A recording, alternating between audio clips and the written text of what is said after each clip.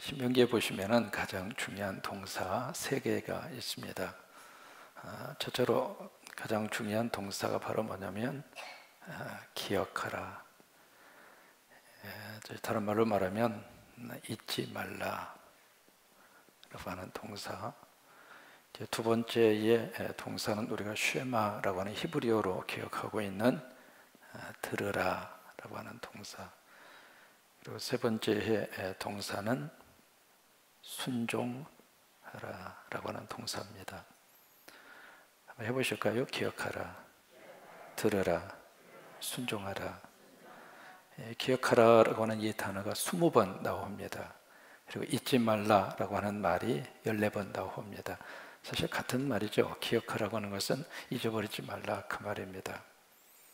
그럼 이제 무엇을 기억하고 잊지 말라고 하시는가? 이것은 새로운 정보를 입력하라 그 뜻이 아닙니다. 어떤 역사적인 연대를 기억하고 역사적인 장소를 막 기억하고 그래서 시험 보기 위해서 준비하는 것처럼 어떤 정보를 머리에다 자꾸 집어넣는 지식적인 지식의 축적을 쌓는 의미에서 기억하고 잊지 말라 그 말이 아닙니다. 물론 그것도 필요하죠. 우리가 하나님의 말씀도 자꾸 우리가 암송하고 기억해야 돼요. 그렇지 않으면 자꾸 잊어버립니다. 그러니까 어떻게 해서든지 하나님의 말씀을 우리가 어떻게 하면은 이 말씀을 우리가, 왜냐하면 세월이 흐를수록 이게 시력이 자꾸 약해지고 눈으로 책을 읽는 것도 자꾸 힘들어집니다. 그러니까 나중에 가서는 내가 기억하고 있는 말씀만 내가 꺼내서 먹을 수 있어요. 그러니까 말씀을 조금이라도 기억력이 조금 있으실 때 하나님의 말씀을 자꾸 우리가 여러분 기억하기 가장 쉬운 방법이 바로 뭐냐면 자꾸 또 하고 또 하고 또 하고 또 하고 또 하고 또 하고 그러면 기억납니다. 이게 다른 방법이 없어요. 그러니까 여기서 이제 기억하라고 하는 말씀은 그런 역사와 그런 어떤 순간 그것을 우리가 기억하는 것도 필요하지만은 특별히 이 신명기에서 말씀하시는 기억의 가장 중요한 의미의 뜻은 바로 뭐냐면 하나님의 뭐냐면 임재입니다. 이걸 기억하라고 하는 거예요. 그러니까 하나님이 그 순간에 어떻게 역사하셨는가, 그러니까 그것을 잊지 말고 그것을 꼭 기억을 해라 이 말씀입니다. 그럼 무엇을 잊지 말고 기억하라고 말씀하시는가? 첫째는 출애굽의 역사이고 두 번째는 광야의 역사입니다.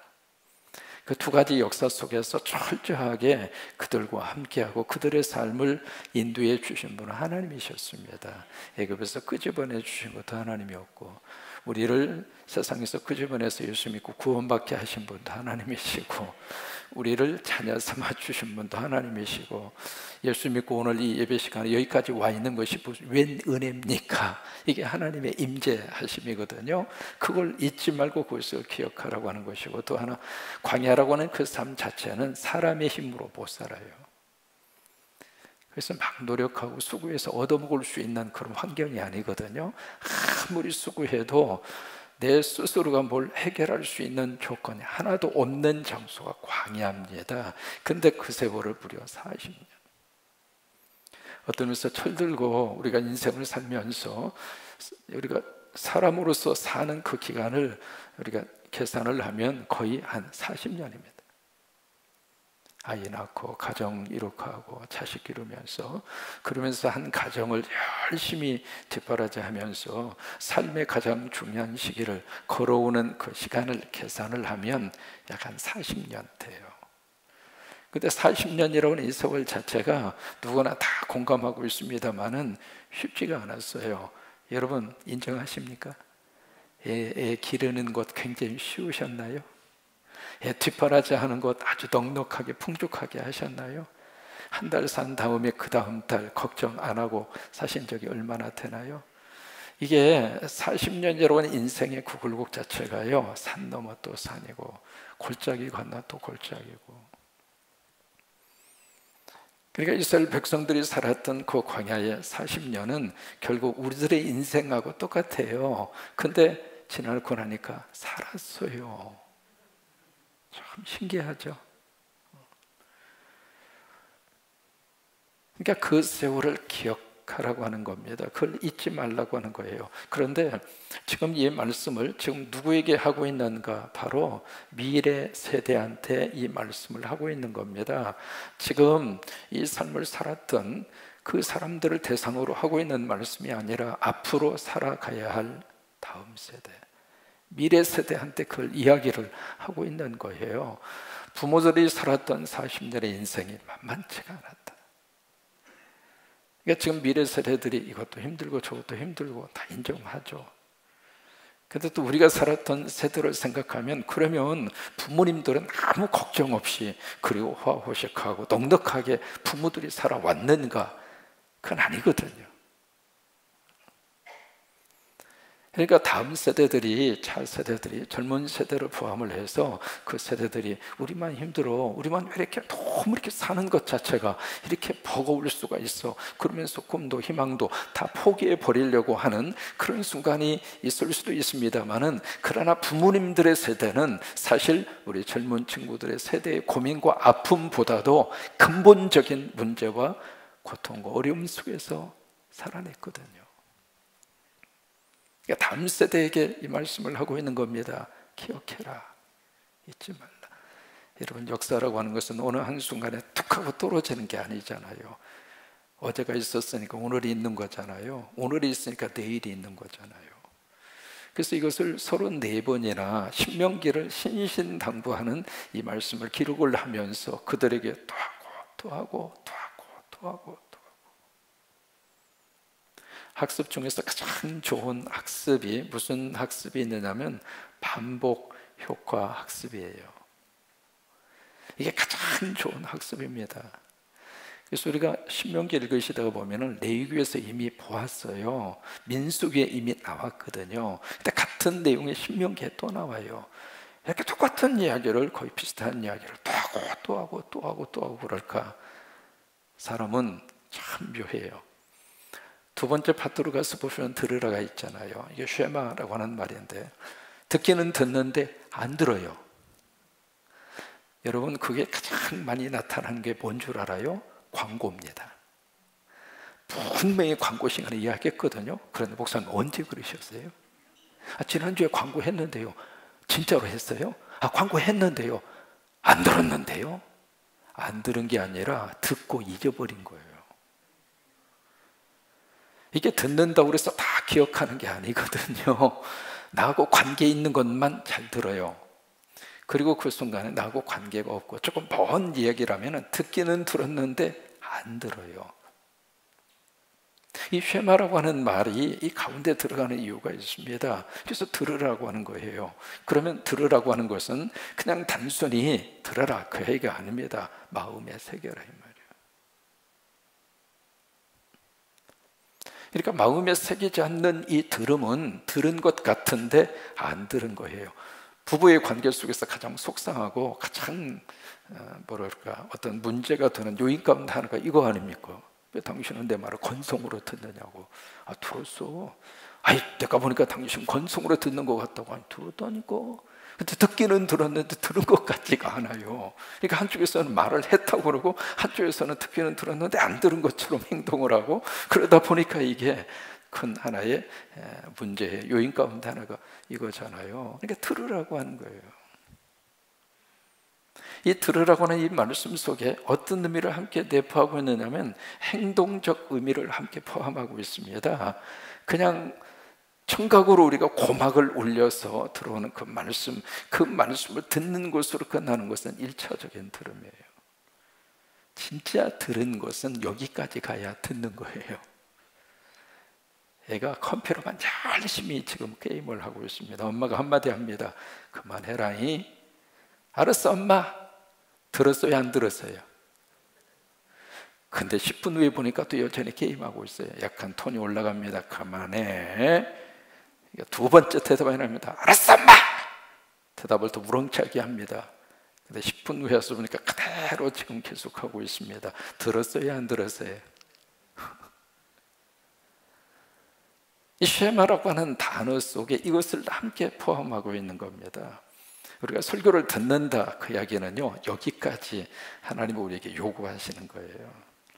단순히 목사의 설교를 나 들었습니다. 그러다 보니까 가장 이게요, 안 좋은 뉘앙스로 쓰는 단어 중에 하나가 설교입니다. 막 잔소리하죠. 귀찮은 말하죠. 애들이 뭐라고 그래요? 설교 그만하라고. 나 그 말 들을 때마다 목사로서 굉장히 자존심이 상해요. 참 듣기 싫은 말을 설교 그만하라, 그렇게 말을 쓰고 있거든요. 그게 바로 뭐냐면 이게 듣기는 듣는데 안 듣는데 이 말이에요. 그래서 세 번째 내용이, 그래서 신명기에서 강조되고 있는 것이 바로 이 순종하라입니다. 순종하라. 신명기 28장에 보시면은요, 가장 유명한 장이잖아요. 축복에 대한 말씀이 쭉 기록이 되는데, 축복을 주시기 위해서 하나님이 앞에다가 조건 하나를 걸어요. 내 말을 순종하면. 이게 하나님의 조건입니다. 그 다음에 여러분들이 듣고 싶은 축복의 말씀이 이게요, 막 쏟아집니다. 떡반죽 그릇뿐만 아니라 들어가도 나가도 그 유명한 구절이 있잖아요. 머리가 될지언정 꼬리가 되지 아니하고. 이게요, 기독교 생활하면서 가장 자녀들에게 주고 싶은 축복이 신명기 28장에 다 나옵니다. 다 나오는데 그 말씀을 언제 주시는가? 순종할 때. 마태 5장에서 7장까지가 유명한 산상수훈이 있잖아요. 산 위에서 너무 귀한 하나님 나라의 진리를 모아서 우리에게 설교 형식으로 하나님의 예수님이 주신 유명한 5장, 6장, 7장 말씀. 첫 번 그 내용이 바로 뭐냐면 헬라어로 그렇게 되어 있습니다. 마카리오스. 그게 처음 출발입니다. 그 마카리오스라는 말은 바로 무슨 말이냐면 영어로 말하면 blessed, 축복이 있어라 이 말이에요. 축복이 있어라, blessed라고 하는 말인데, 이 말을 다른 그 영어 번역에서는 어떻게 번역하면 be happy 이렇게도 번역을 했습니다. 행복하여라. 이게 예수님 산상수훈의 가장 첫 번째 외침이에요. 마카리오스, blessed, be happy. 그게 예수님 첫 번째 말씀의 시작입니다. 여러분 예수 믿고 그 축복 그대로 받으셨으면 좋겠어요. 예수 믿고 인상 쓰고 살지 마시고, 예수 믿고 십자가 진다고 생각하고 교회 오는 것이 막 억지로 그러지 마시고, 예수 믿고 행복하셨으면 좋겠어요. 예수 믿고 여러분 복 받고 사시고, 그게 예수님의 가장 첫 번째 산상수훈의 외침이거든요. 그래서 8가지의 말씀을 쭉 우리에게 주시면서 7장까지 예수님의 그 진주와 같은 보배의 말씀을 증거하신 다음에 마지막 결론이 바로 뭐냐면, 너희들이 누구든지 나의 이 말을 듣고 행하는 자는 뭐예요? 순종입니다. 순종. 행하는 자는 그 집을 반석 위에 짓는 지혜로운 사람 같으리니. 그 다음에 3가지를 이야기하시죠. 비가 오고 창수가 나고 바람이 불어도. 여러분 그 3가지의 것은 누구나 다 어느 가정에나 그 3가지는 피할 수 없어요. 오는 비를 누가 피할 수 있습니까? 비가 막 쏟아져 가지고 창수라고 하는 것은 갑자기 폭우가, 그래서 막 탕류가 위에서부터 막 쏟아져 내려온 게, 그것이 바로 그거거든. 그 다음에 바람, 누가 그 바람을 피할 수 있어요? 그 3가지의 것은 어느 가정이나 다 부딪혀 오는 거예요.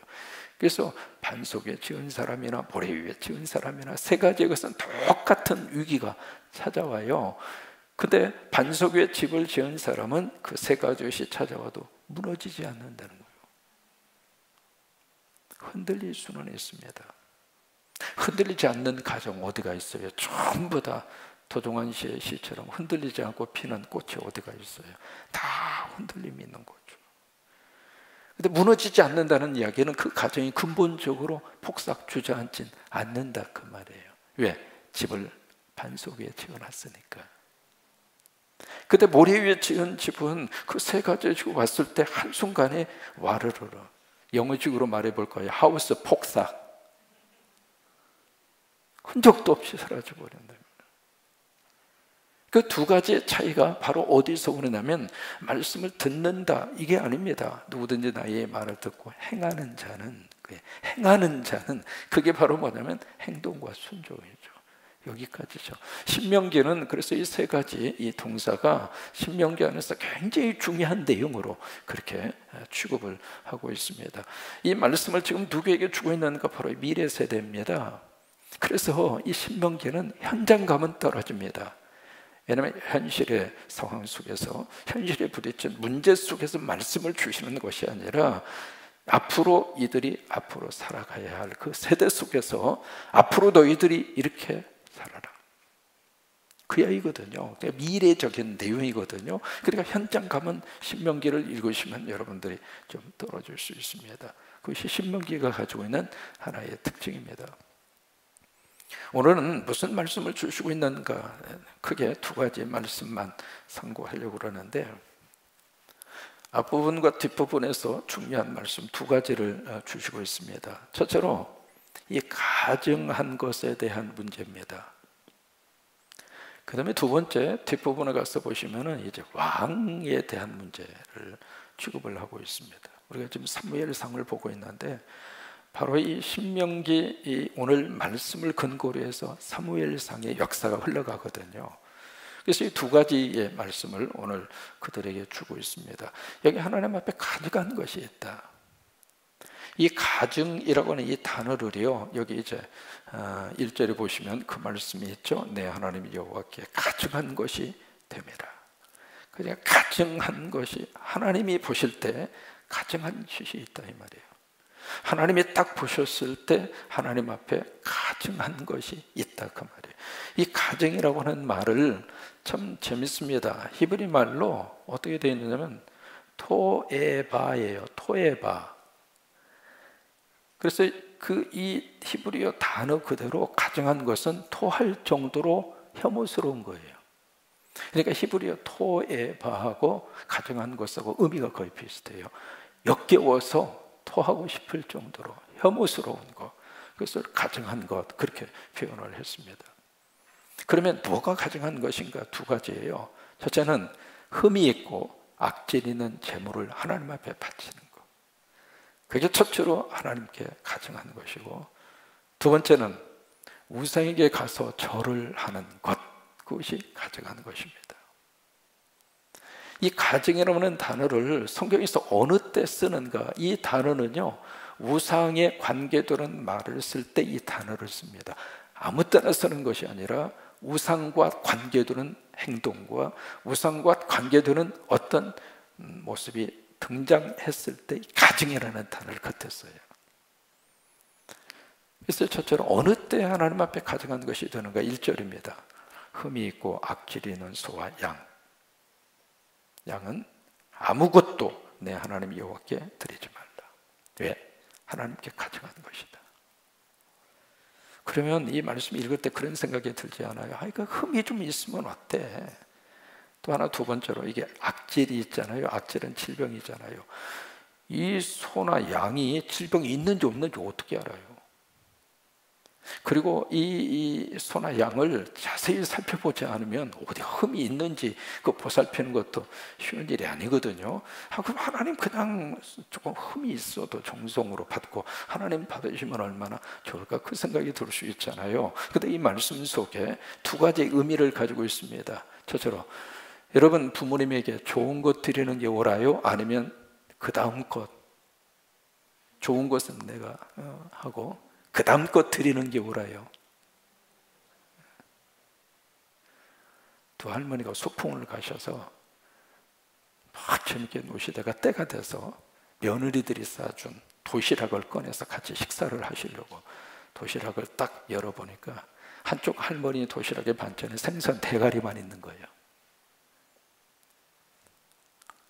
왜냐하면 이 어머님은 며느리한테 항상 나는 대가리가 맛있다, 대가리가 맛있다. 여러분 솔직히 말해보세요. 대가리가 맛있어요?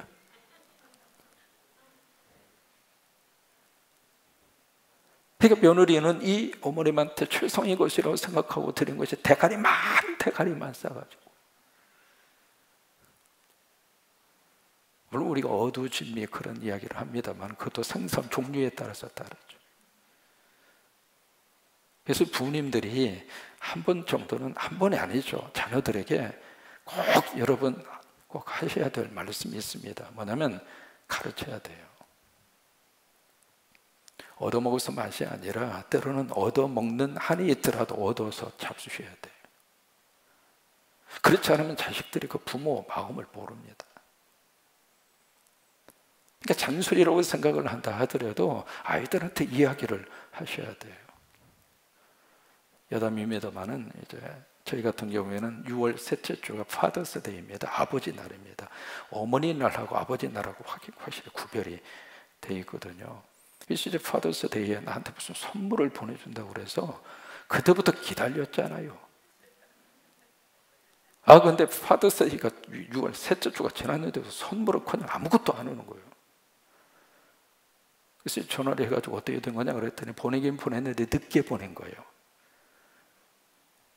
도대체 너희들 정신이 있느냐고. 파더스데이라고 기념하기 위해서 보냈으면 그 전에 보내서 그 의미를 살려서 작은 거든 큰 거든 그렇게 해야 그게 선물이고 그게 정성이지. 실컷 저기 하다가 이제 때가 늦었네 싶어가지고 해서 한 주인가 두 주인가 늦게 도착을 했어요. 늦게 도착을 했는데 딱 받으면서도 이건 아니다 싶어가지고 한마디 했죠. 이 눈썹이 진해가지고요 한마디 하면은 좀 그래요. 그 다음부터 애들이 긴장해가지고 너무 또 빨리 보내는 거예요.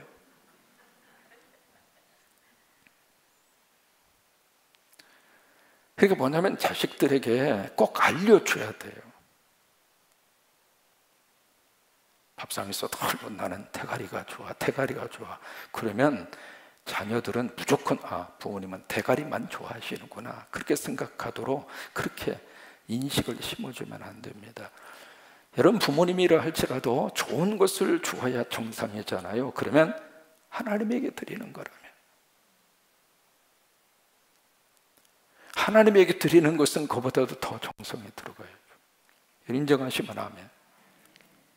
그래서 흠이 있는 것이나 악질 있는 것은 하나님에게 바치면 그건 가증한 것이다. 두 번째로 왜 그것이 가증한 것이 되는가? 이게요 흠이 있고 악질이 있는 것은 왜 하나님에게 바치려고 그랬는가? 좋은 것은 이미 바알이나 아세라 목상 우상에게 다 바친 거예요. 그리고 그 다음 찌꺼기를 하나님 앞에 바친 거예요. 그러니 그게 얼마나 가증한 것입니까? 토할 정도로 역겨운 것이라 그 말이에요. 그 다음에 두 번째로 뭐가 하나님 앞에 가증한 것인가? 여기 이제 그 3절에 보시면 가서 다른 신들을 섬겨 그것에게 절하며 내가 명령하지 아니한 1월 성신에게 절한다 하자. 이게 가증한 것이라 이 말이에요. 여러분 1월 성신이 누굽니까? 태양이나 달이나 별이나 이게 1월 성신이잖아요. 그걸 보고 막 섬긴다 그 말이에요. 그랬을 때 어떻게 이 가정한 사람들을 어떻게 처리할 것인가? 4절에 보시면은요 같이 한번 읽을까요? 그것이 내게 알려짐으로 내가 듣거든 자세히 조사해 볼지라. 그냥 넘어가지 말라 그 말이에요. 그냥 덮어두지 말라 그 말이에요. 자세히 조사해서 만일 그 일과 말이 확실하여 이스라엘 중에 이런 가증한 일을 행함이 있으면 5절을 함께 읽습니다. 너는 그 악을 행한 남자와 여자를 내 성문으로 끌어가고, 이 성문은 두 가지의 기능이 있습니다. 사람이 가장 모이는 장소가 성문이에요. 고대 사회는 전부 다 성 안에서 살았습니다. 성 밖에는 안정을 보호를 받지 못해요. 우리 조선 사회도 다 사대문 안에 그렇게 살았잖아요. 그러니까 성문이 가장 모든 사람들이 가장 많이 출입하는 현장. 그래서 이 성문에서 두 가지가 이루어집니다. 첫째는 상업 거래가 성문에서 이루어지고, 두 번째는 재판이 성문에서 이루어집니다. 그래서 성문으로 끌고 가서 어떻게 하는가? 남자와 여자를 돌로 어떻게 해요? 공개 처형을 시키라고 말이에요. 이게 지금 고대 사회에서요, 이게 충격적인 말씀입니다. 고대 사회에서 1월 성신에게 절을 하고 섬긴다고 그래서 남자 여자 다 끌어다가 공개 돌로 쳐서 처형을 시켜 죽여라 그 말이에요. 이게 충격적인 이야기입니다. 왜냐하면 지금도 말이죠, 정월 초하루가 되면 동해안으로 사람이 많이 갑니다. 왜 가요? 해돋이 보려고. 두 종류입니다. 해가 떠오르는 모습이 너무 좋아서 그거 보기 위해서 가는 사람이고, 또 하나 해가 떠오를 때 복 빌러 가는 거예요. 그러면 1월 성신 섬기는 거예요. 지금도 그렇게 사람들이 하고 있는데 이게요, 도로를 이렇게 쭉 내는데요, 어느 마을을 도로가 지나가야 돼요. 마을에서 목숨 걸고 반대하는 거예요. 왜? 그 도로를 지나가려면 거기에 큰 나무가 있는 거예요. 나무를 베면 차라리 목숨을 가져가라, 그 정도로 반대를 하거든요. 왜 그래요? 그 나무 섬기는 거예요. 지금도 그런 일들이 비일비재하는데 벌써 이 말씀이 쓰여질 때가 3500년 전입니다. 그 고대 사회에서 거의 모든 인간이 다 자연을 숭배하고 다 그 숭배 사상을 가지고 인간이 살고 있는데, 그것을 섬기는 자가 있으면 죽여라고 말해요. 이게 보통 충격적인 메시지가 아닙니다. 그 정도로 하나님께서는 무엇을 그들에게 요구하는가? 하나님만 섬기고 살아라, 이 말이에요. 그런데요, 그렇게 반복적으로 이야기했어도 이스라엘 백성들 가나안 땅 들어간 다음에 하나님 다 떠났습니다. 그게 인간입니다. 두 번째로 나오는 것이 왕에 대한 문제예요. 틀림없이 너희가 언젠가 왕을 세워달라고 할 것이다. 좋다, 왕을 세워라. 세우는데 몇 가지 원칙이 있다. 첫째, 하나님이 택한 자를 세워라. 두 번째, 너희 동족 가운데에서 세워라. 세 번째, 어떤 일이 있어도 군사력을 많이 두지 말도록 해라. 거기 이제 병마 이야기하고 마병 이야기를 하고 있거든요. 마병을 얻기 위해서 애굽으로 내려가지 말아라, 그 얘기를 하고 있잖아요. 어떻게 해서든지 군사력을 많이 두지 않도록 해라. 그 다음에 가정이 건강해야 된다. 그 다음에 뭐예요? 항상 네 옆에 하나님의 말씀, 율법책을 그 옆에 두어서 계속해서 그 말씀을 안전하사나 묵상해라. 그게 왕의 조건입니다. 그러면 그 당시에 왕이 무슨 일을 했는가? 세 가지 일을 합니다. 왕이 하는 첫 번째 가장 중요한 일은, 전쟁이 일어나면 가장 먼저 앞장서 가서 싸우는 사람이 왕입니다. 무슨 얘기냐면 뒤에서 주유하는 사람이 아닙니다. 맨 앞에 서서 목숨 걸고 그 백성 나라를 위해서 싸워주는 사람이에요. 다시 말해서 용사. 그게 왕이 하는 첫 번째 일이에요. 그러니까 그 당시에는요, 왕은 목숨 내놓지 않으면 왕 못해요. 두 번째는 왕이 무슨 일을 하는가? 재판하는 일을 해요.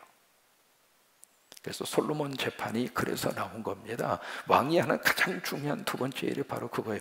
억울한 사람이 없게 하라, 그 말이에요. 손해보는 사람이 없도록 하라, 그 말이에요. 정의를 제대로 세워가라, 그 말이에요. 그리고 세 번째로 왕이 하는 일이 뭐냐면, 제사를 드리는데 그 제사를 잘 드릴 수 있도록 적극적으로 협조하라, 그 말이에요. 그렇게 해서 몇 가지 조건을 걸어서 왕을 세워라, 그거예요. 이 왕을 세우는데 맨 마지막에 이제 나오는 게 그 율법책을 옆에 두고 그것을 꼭 기억하고 그리고 통치를 해라, 그러잖아요. 이것을 가지고, 그 전통을 가지고 대통령 취임식을 하는 나라가 미국입니다. 그래서 미국의 대통령들은 대법원장 앞에서 선서할 때 꼭 거기에 부인이 뭘 하나 들고 옵니다. 그는 그 위에다가 왼손을 딱 얹고 오른손을 들고 대법원장 앞에서 선서를 합니다. 그 부인이 들고 온 게 뭘까요? 성경입니다. 이번에도 바이든 대통령 취임식 할 때 1월 20일 날 거기 이제 손을 얹고 손 들고 선서하잖아요. 근데 성경이 아주 특이합니다. 이만큼 두꺼운 성경을 가지고 나왔어요. 그게 무슨 성경이 싶었더니 바이든 대통령이 캐톨릭 신자입니다. 미국 역사에 있어서 캐톨릭 출신의 대통령이 케네디하고 바이든이 두 번째입니다. 그래서 캐톨릭을 믿고 계시는 분인데, 자기 가문에서 128년 동안 내려오는 자기 가정의 성경이에요. 128년 된 성경. 그걸 딱 놓고 얹고 이렇게 손 들고. 그 왜 성경에다 손을 듣고 이렇게 선서를 할까? 이것 때문에 그런 거예요. 근데 그것은 참 좋은데, 성경 손에 얹은 대로 좀 통치를 해야지. 그냥 의식적으로 이건 놓고 이것만 한다고 해서 되는 게 아니잖아요. 이게 신명기에 나오는 이 말씀이 이스라엘 역사 속에서 어떻게 구체적으로 드러났는가? 여러분 보시면은요, 사무엘 상하, 그 다음에 나가면 열왕기 상하거든요. 그 왕들의 역사 이야기입니다. 나라가 이제 유다하고 이스라엘로 갈라지게 되잖아요. 유다하고 이스라엘 두 개 이제 갈라져서 왕들에 대한 기록이 쭉 나오는데, 바로 이제 유다의 20명의 왕이 나오고 그 다음에 이스라엘 19명이 나오면 왕이 나옵니다. 여러분들이 열왕기 상하를 읽으면서 헷갈리는 것은 이 유다하고 이스라엘하고 왕들이 막 왔다 갔다 해요. 그러니까 이 왕이 이스라엘의 왕인지 유다 왕인지 막 헷갈리는 거예요. 이름도 같은 사람도 막 중복돼서 나오고, 그래서 이게 여기 있다 보면은 뒤에 부분은 다 잊어버려요. 그래도 전혀 구원받는데 지장 없어요. 이제 그게 이스라엘의 역사인데, 그래서 20명과 19명입니다. 근데 이 사람들을 쭉 평가를 한 걸 보면은요, 유다의 20명 가운데 그래도 하나님 보실 때 선하다 평가를 받는 왕이 8명입니다. 대표적인 사람이 히스기야, 그 다음에 요시야, 요아스, 요담, 아마샤, 아사, 그 다음에 여호사밧. 대개 이제 그 정도입니다. 한 8명 정도. 그러니까 전체 20명 가운데 8명이니까 약 한 40% 정도만 그래도 좀 선한 왕으로 그렇게 평가를 받고, 나머지 모두는 다 악합니다. 그런데요, 이스라엘 쪽에 19명은 올 악이에요. 19명 모두가 다 악했어요. 말씀을 주셨지만은 말씀대로 역사 속에서 제대로 실천된 적이 없습니다. 그럼 성경은 왜 이 말씀을 우리에게 주시고 있는가? 그거예요. 인간 속에는 제대로 된 왕을 찾기가 어렵다. 어려운 것이 아니라 불가능하다. 그러면 진짜 왕은 누구인가? 그래서 하나님이 예수 그리스도를 보내주신 거예요. 성경의 이야기가 그렇게 흘러갑니다. 성경은 위대한 한 인물의 역사를 부각하기 위해서 쓰여진 것이 아닙니다. 인간은 인간입니다. 그 어느 인간이라 할지라도 가까이 가서 들여다보면 다 냄새나고 다 부족하고 전부 다 연약하고 그래요. 한 사람도 없습니다. 그래서 결국 성경의 역사는 예수 그리스도의 역사로 모아지고 하고 있는 거예요. 참 왕은 예수 그리스도이십니다. 내년에 되면 우리 한국에 대선이 있잖아요. 우리가 기도해서 좋은 지도자가 세워지기를 바랄 뿐입니다. 세워진 지도자가 신명기에 있는 말씀을 좀 기억하고 그렇게 나라를 좀 잘 통치해 줬으면 좋겠다, 우리가 바라고 기도할 뿐입니다. 그러나 모르긴 몰라도 우리 마음에 100% 흡족한 지도자는 이 땅에 없습니다. 그래도 우리는 기도해야 합니다. 그래도 괜찮은 사람이 그 자리를 올라갈 수 있도록. 왜? 그래야 우리들의 삶이 편안할 수 있으니까. 우리 신명기 17장 말씀 오늘로 마칩니다.